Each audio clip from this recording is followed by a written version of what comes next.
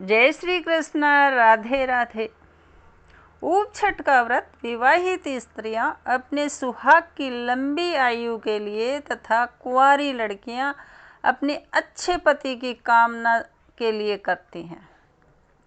भाद्रपद महीने की कृष्ण पक्ष की छठ को ऊप छठ का पर्व मनाया जाता है। ऊप छठ को चंदन षष्ठी, चन्ना छठ और चांद छठ के नाम से जाना जाता है। भगवान कृष्ण के भ्राता बलराम का जन्मदिन शनिवार भाद्रपद मास के कृष्ण पक्ष की छठ को ऊप छठ चंदन षष्ठी के रूप में धूमधाम से मनाया जाएगा। शाम ढलने के बाद व्रत रखने वाली महिलाएं और कुंवारी लड़कियां मंदिरों में ठाकुर जी के दर्शन के साथ परिवार की सुख समृद्धि की कामना करती हैं।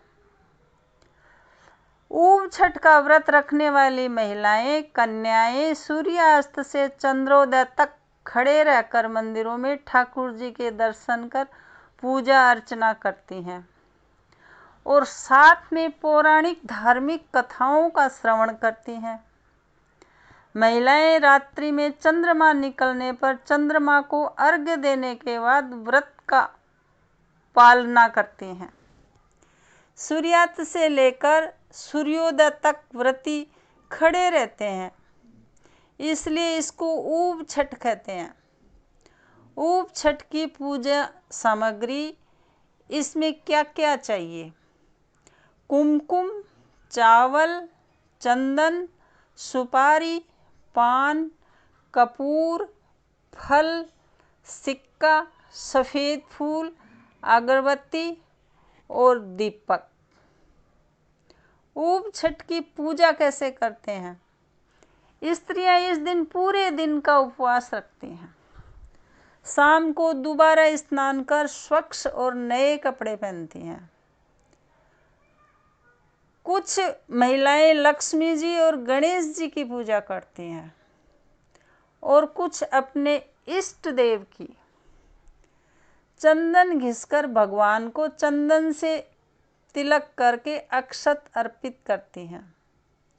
सिक्का, फूल, फल, सुपारी चढ़ाती हैं। दीपक, अगरबत्ती जलाती हैं। फिर हाथ में चंदन लेते हैं। कुछ लोग चंदन मुंह में भी रखते हैं। इसके बाद ऊप छठ व्रत और गणेश जी की कहानी सुनते हैं। मंदिर जाकर भजन करती हैं। इसके बाद व्रती जब तक चंद्रमा जी न दिख जाए जल भी ग्रहण नहीं करती और ना ही नीचे बैठती हैं। ऊप छठ के व्रत का नियम है कि जब तक चांद नहीं दिखेगा तब तक महिलाओं को खड़ा रहना पड़ता है। व्रती मंदिरों में ठाकुर जी के दर्शन कर पूजा अर्चना करके परिवार के सुख समृद्धि की कामना करती है और खड़े रहकर पौराणिक कथाओं का श्रवण करती हैं। चंद्रोदय पर चांद को अर्घ्य देकर पूजा अर्चना की जाती है। चांद को जल के छींटे देकर कुमकुम, चंदन, मौली, अक्षत और भोग अर्पित करते हैं। कलश से जल चढ़ाती हैं। एक ही जगह खड़ी होकर परिक्रमा करती हैं। अर्घ्य देने के बाद व्रत का पालना करती हैं। लोग व्रत खोलते समय अपनी मान्यता के अनुसार नमक वाला या बिना नमक वाला खाना खाते हैं। ऊप छठ व्रत के उद्यापन की विधि। इस व्रत के उद्यापन में पाव वजन के 8 लड्डू बनाए जाते हैं। ये लड्डू एक प्लेट में रख कर व्रत करने वाली 8 स्त्रियों को दिए जाते हैं। साथ में एक नारियल भी दिया जाता है। नारियल पर कुमकुम के छींटे दिए जाते हैं। एक प्लेट में लड्डू और नारियल विनायक को भी दिया जाता है। ये प्लेट घर पर जाकर दे सकते हैं या उनको भोजन के लिए निमंत्रण देकर भोजन करा के भी दे सकते हैं। प्लेट देते समय पहले महिला को तिलक करें, फिर प्लेट में लड्डू और नारियल दें। ऊप ऊब छठ के व्रत की कथा। ऊब छठ का व्रत और पूजा करते समय ऊब छठ व्रत कथा सुनते हैं, जिससे व्रत का पूरा फल प्राप्त हो जाता है। किसी गांव में एक साहूकार और उसकी पत्नी रहते थे। साहूकार की पत्नी रजस्वला होने पर भी सभी प्रकार के काम कर लेती थी। रसोई में जाना, पानी भरना, खाना बनाना, सब जगह हाथ लगा देती थी। उनके एक पुत्र था। पुत्र की शादी के बाद साहूकार और उसकी पत्नी की मृत्यु हो गई। अगले जन्म में साहूकार एक बैल के रूप में और उसकी पत्नी कुतिया बनी। ये दोनों अपने पुत्र के यहाँ ही थे। बैल से खेतों में हल जुताया जाता और कुतिया घर की रखवाली करती थी।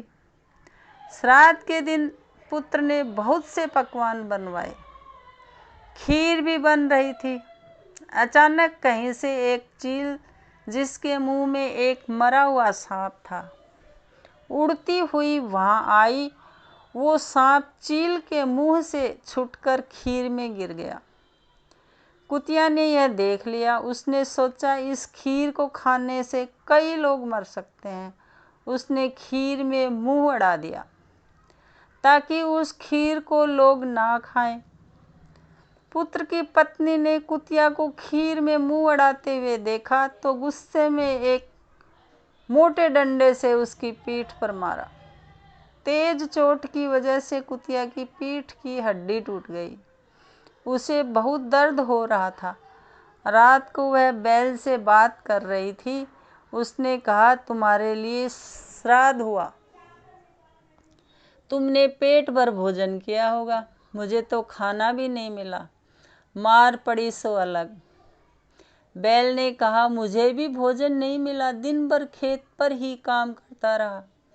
ये सब बातें बहू ने सुन ली और उसने अपने पति को बताया। उसने एक पंडित को बुलाकर इस घटना का जिक्र किया। पंडित ने अपनी ज्योतिष विद्या को से पता करके बताया कि कुतिया उसकी माँ, बैल उसके पिता हैं।